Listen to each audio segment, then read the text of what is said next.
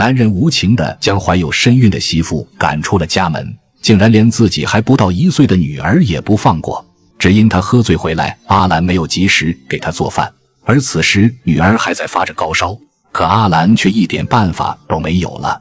她太了解那個無能的丈夫了，要是不趕緊帶着東西離開，很可能會再次遭到他的毒打。無奈之下，阿蘭只能带上凉席和幾件破舊的衣物離開了。也許是走累了，他在一片偏僻的山林中準備搭建一個臨時的棲身之所，但眼下最重要的是趕緊想辦法填飽肚子。阿蘭找來一片大的棕櫚葉，把涼席鋪在葉子上，將女兒先安頓好。他得馬上進山尋找些能吃的東西。他在周圍撿了些枯樹枝，第一次在荒野中求生的他，也想試試自己能不能把火點着。要是火都升不起来，一切努力都是白費。還好老天没有完全拋棄他，沒費多大功夫，火堆就被點燃了。接下來他就可以帶着孩子上山找吃的了。不久，阿蘭就在附近的山溝裡發現了一些木樹，只是周圍雜草叢生，他只能先動手清理乾淨。木薯是當地常見的野生食物，阿蘭平時就經常上山採摘，所以沒費多少功夫就挖回了一大串。他得趕緊回去處理這些木薯了。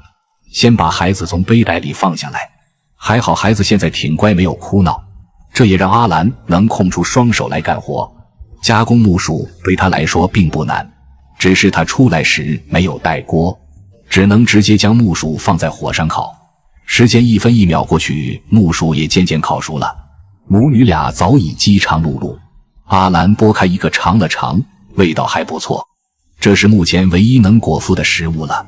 等木薯稍微涼了些，他趕緊餵女兒吃了幾口，還好孩子的燒退了一些，身上的溫度也沒那麼燙了，可能是昨晚着涼引起的高燒，眼下的問題算是暫時緩解了。但接下來該怎麼喝水呢？這裡地處深山，連條河流的影子都沒有，離這裡最近的水源也得走上10公里。今天帶着女兒走過去根本不現實，阿蘭只能再次走進大山去尋找水源。他知道自己必須咬牙撐住，否則在這荒郊野外連個人影都沒有。如果不趕緊解決飲水問題，他和女兒遲早會撐不下去。走着走着，阿蘭突然發現地上有個小水坑，這讓他靈機一動。像這種地勢低洼能積水的地方，如果附近有竹子，把竹子砍下來，裡面很可能存着天然的竹子水。他說幹就幹，拿起柴刀就往林子深處尋找竹子。運氣不錯，果然在不遠處他發現了一片竹林，頓時欣喜若狂。這些竹子可不只是建築用的好材料，眼下更重要的是能解決飲水難題。阿蘭沒有絲毫猶豫，立即砍下一根竹子從中間劈開，又找來一片樹葉當作水杯，裡面的竹子水清澈見底。他輕輕啜了一口，喝下竹子水的那一刻，阿蘭仿佛從鬼門關前拉回了一口氣。今天所遭遇的所有委屈和痛苦都被這一口清水冲淡了幾分。他低頭看着懷裡的孩子，小小的臉蛋因為退燒而紅潤了一點。他忽然有些哽咽，卻不敢哭出聲，因為他知道哭沒有用，現在必須要堅強。身後是密林和山峰，身旁是火堆和孩子。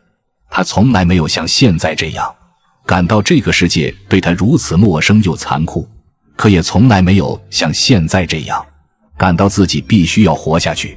他還懷着孩子，身邊這個女兒也才不到1歲。他知道他不能倒下去，哪怕再苦再難也得熬過去。他抬頭看着身邊這一片山林，心裡已經有了打算，必須得趕緊搭一個能遮風擋雨的窩棚了，因為天色也快要黑了，他也得有個落腳的地方。那麼阿蘭能成功搭建好這個窩棚嗎？他又能趕在天黑之前完成搭建工作嗎？我們下期再見。